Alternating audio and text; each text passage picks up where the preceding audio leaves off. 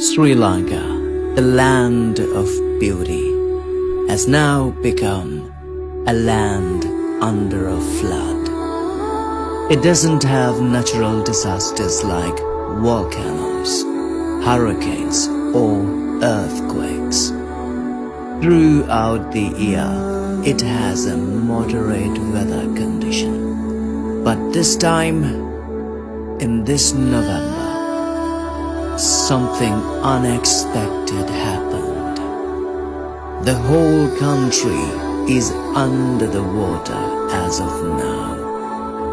Once a paradise, now looks like a giant lake. But this is only for a couple of days. The paradise is gonna emerge from the ashes. The water slowly drifts away from the land to where it's belong. And the people, we gonna grieve together, we gonna rise together, we gonna stand together for each other.